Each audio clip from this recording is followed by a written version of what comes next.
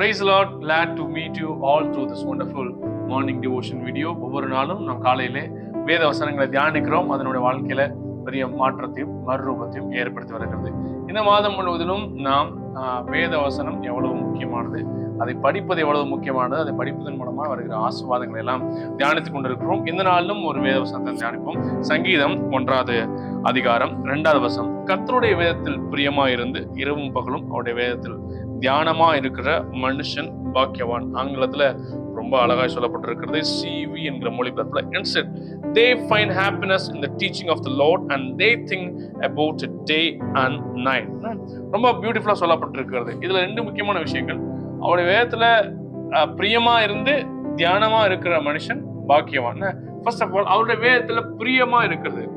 Are you have delight in God's word? தேவனுடைய வசனத்துல உங்களுக்கு பிரியம் இருக்கிறதா? நம்ம பாருங்களேன், நமக்கு பிடிச்ச மனுஷர்கள், நமக்கு ரொம்ப ரொம்ப பிடிச்சவங்க, நறுக்கி பழகிறவங்க, அவங்க பேசுறதை கேட்டுட்டே இருக்குன்னு நினைப்போம்.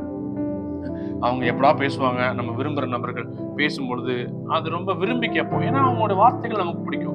இப்ப நீங்க ஆண்டவரை ஒருவேளை விரும்புனீங்கன்னா அவர் டைரக்டா உங்ககிட்ட வந்து பேசுறது இல்ல, அவர் இந்த வேத வசனத்தின் வழியாக நம்மிடத்துல பேசுகிறார். நம்ம ஆண்டவரை நேசிச்சோம் அப்படின்னா கண்டிப்பா அவருடைய வேதத்திலையும் நாம பிரியமா இருப்போம். ஒரு போதகர் இப்படி சொல்கிறார், the way you treat the Bible is equal to the way you treat Jesus Christ.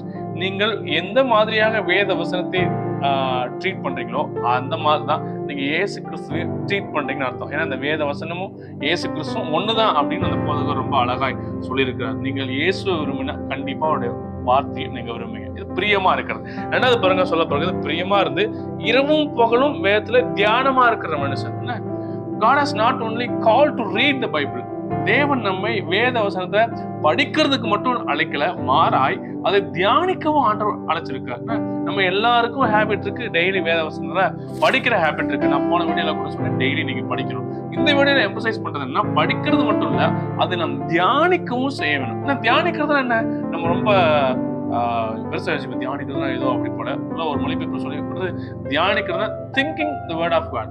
வேத வசனத்தை மீண்டும் மீண்டும் யோசித்து கொண்டே இருப்பது. நான் அடிக்கடி சொல்லுவேன், இந்த தியானிக்கிறதும் கவலைப்படுறதும் கிட்டத்தட்ட ஒண்ணுதான். ஏன்னா கவலைப்படும் போது நம்ம என்ன பண்றோம் பாத்தீங்களா, ஒரு விஷயத்துக்கு இப்போ ஒரு ப்ராப்ளம் நம்ம வீட்டுல நடந்துச்சு அப்படின்னா அது ஏன் நடந்துச்சு, எதுக்கு நடந்துச்சு, யாராவது நம்மளை திட்டாங்க அப்படின்னா ஏன் திட்டினாங்க, எதுக்கு திட்டினாங்க, அதுக்கு என்ன காரணம், நான் என்ன பண்ணேன், அவங்க என்ன பண்ணாங்க அப்படின்னு தொடர்ந்து பயங்கரமா கவலைப்பட்டு அதவே நினைச்சிட்டு இருக்கோங்கல்ல.